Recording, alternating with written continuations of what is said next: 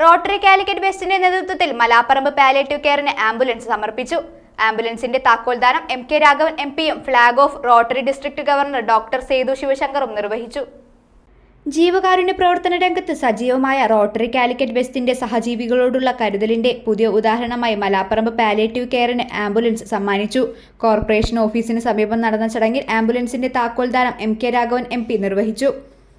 Malaparamba palliative care unit chairperson Fathimath Suhrabi താക്കോൽ ഏറ്റുവാങ്ങി. സമർപ്പിത ജീവിതങ്ങൾക്ക് മാത്രമേ കാരുണ്യം പങ്കുവയ്ക്കാൻ കഴിയൂവെന്ന് എം.കെ. രാഘവൻ എം.പി പറഞ്ഞു.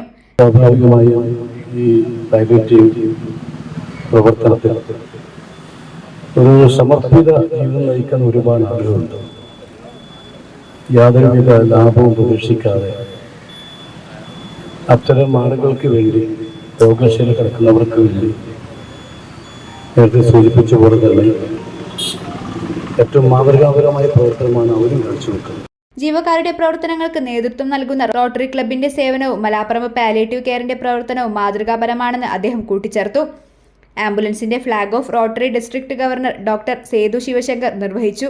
Rotary club west president Rajesh John അധ്യക്ഷനായി. മലാപ്പറമ്പ് പാലിയേറ്റീവ് കെയർ യൂണിറ്റിന്റെ മാതൃകാ പ്രവർത്തനം റോട്ടറിയുടെ ശ്രദ്ധയിൽപ്പെട്ടപ്പോൾ അംഗങ്ങൾ പണം സ്വരൂപിച്ച് ആംബുലൻസ് നൽകാൻ തീരുമാനിക്കുകയായിരുന്നുവെന്ന് രാജേഷ് ജോൺ പറഞ്ഞു.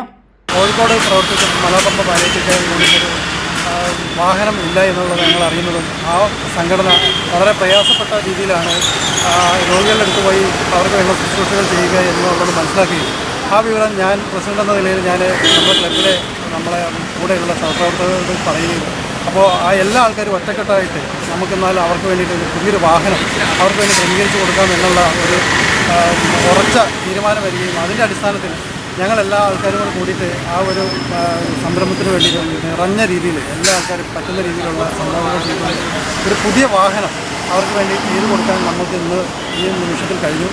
Secretary K Sandeep, treasurer M C. Elon, assistant governor Shailesh Kumar, Jobish Kumar എന്നിവർ സന്നിഹിതരായി. ACB news, Kozhikode.